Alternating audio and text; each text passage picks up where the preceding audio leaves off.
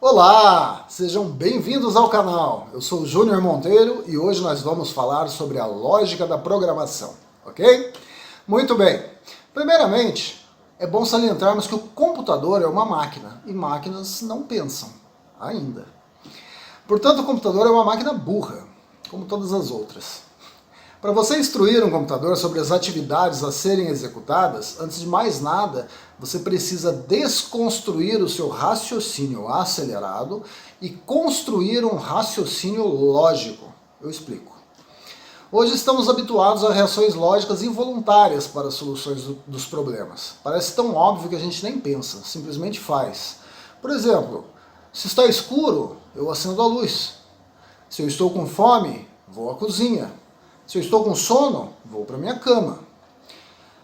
Mas para o computador não funciona assim. Afinal, se eles nem pensam, como evoluiriam seus pensamentos a ponto de reações involuntárias, não é mesmo? Por esse motivo, precisamos pensar de uma forma lógica para darmos instruções à máquina. Mas antes de darmos exemplos de instruções, vamos dividir e ordenar os passos para programar. E eles são basicamente 3. Primeiro, identificar o problema. Para que é que eu vou construir um programa? O que esse programa vai resolver? O que é esse problema? Como posso resolvê-lo? Segundo, escrever um algoritmo. Não, você não precisa de nenhum fluxograma complicado ou códigos que você ainda não aprendeu. Isso pode ser feito de uma maneira narrativa, como abordaremos no exemplo, certo? Inclusive fica muito mais fácil para você entender a lógica do programa que você vai escrever, certo? E terceiro, construir o programa. Mas para isso você vai precisar aprender uma linguagem de programação, ok? Então, como exemplo, vamos programar uma máquina uma máquina de cortar grama, pode ser. Isso vai ajudar a termos uma breve noção de como nos comunicarmos com as máquinas, ok? Para o usuário final, ele apenas ligará a máquina que vai cortar a grama do seu jardim. Mas para isso ela precisa de uma programação. E como daríamos essas instruções? Pois ligar e desligar a máquina não resolverá o problema se a máquina não souber o que fazer. Se ela não identifica a sua tarefa, se não dissermos a ela como tem de ser feito, de uma maneira completa e que ela entenda. Lembrando, a máquina não tem inteligência, ela não deduzirá qual é a tarefa e como executá-la. Então vamos enumerar, eu vou fazer no computador e vocês vão acompanhar. Vamos lá?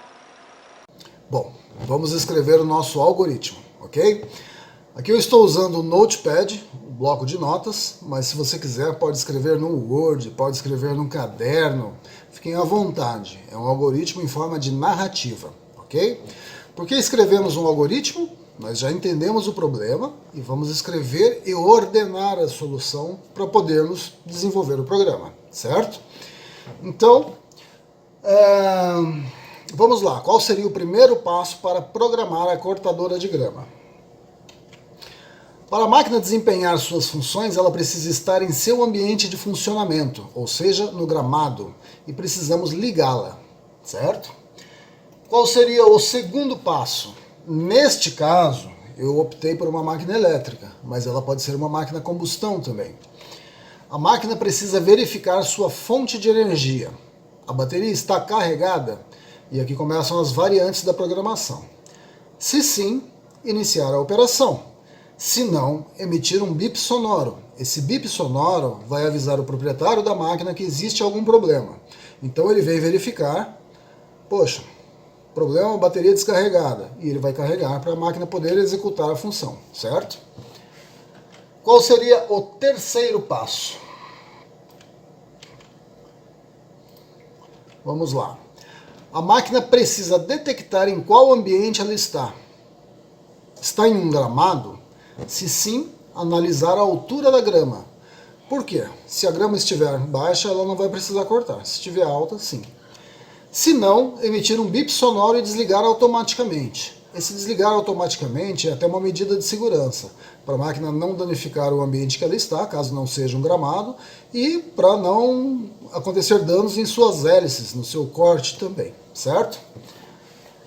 Então vamos para o quarto passo. O que precisamos fazer?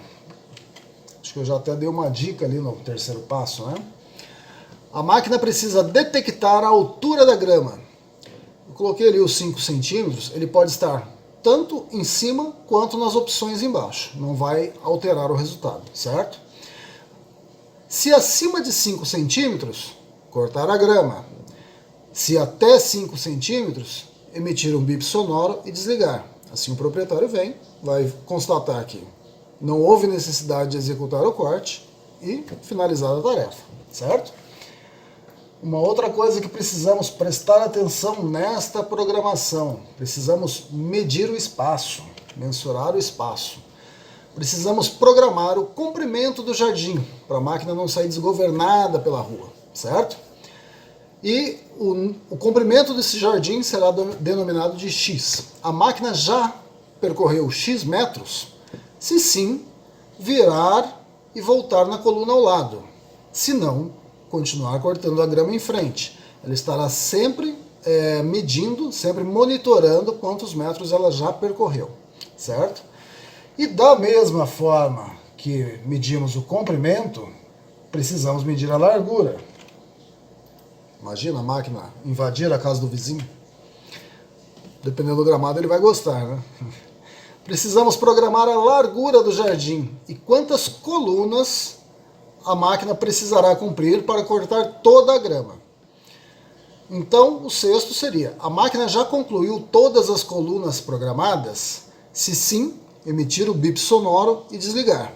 Se não, continuar cortando a grama, certo? Esse bip sonoro vai dizer que a tarefa já foi cumprida e continuar cortando a grama, caso ela não tenha cumprida, ela continua monitorando quantos metros ela já percorreu, certo? Bom, e assim por diante até a conclusão da tarefa. É nessa ordem que vamos fazer a programação da máquina, certo? É claro que em uma máquina automática de cortar grama existe uma programação, um software gravado em sua memória. Esse que nós escrevemos. Mas uma curiosidade que provavelmente vai te ajudar a entender a lógica da programação, a entender melhor a lógica da programação, é que não é só em softwares, memórias, computadores ou em máquinas elétricas como essa que vimos no exemplo, que se identifica a programação. Ela também pode ser feita em algo totalmente mecânico, como por exemplo o engenho analítico de Charles Babbage, que foi desenvolvido em 1822, se não me engano. Era um tear mecânico e que ele criava padrões dos tecidos que eram feitos, né? E esses padrões, a programação desses padrões era feita em um cartão perfurado, isso em 1822. Também tem a máquina de Olerite, que foi desenvolvida em 1890 pelo Hermann Olerite, que inclusive por isso que o nosso contra-cheque também tem esse nome. Mas muito antes dessas máquinas, lá pelo ano de 725, um monge budista chamado I Ching desenvolveu o relógio. É isso mesmo. Naquela época eram baldes de água com pesos diferentes, que indicavam segundos, minutos, nem lembro mais ou menos, eu já li sobre isso, mas não lembro como funcionava.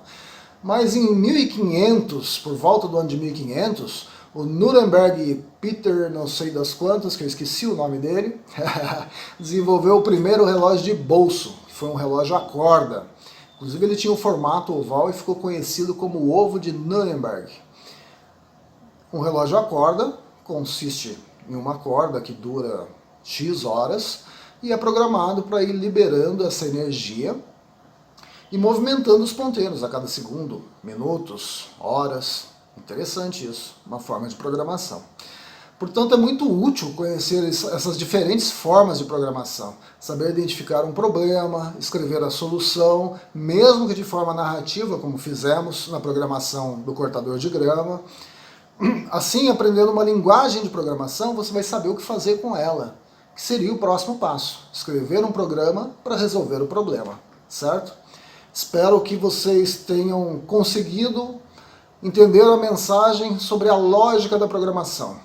Evidentemente, para executar isso e desenvolver um programa, você vai precisar aprender uma linguagem de programação.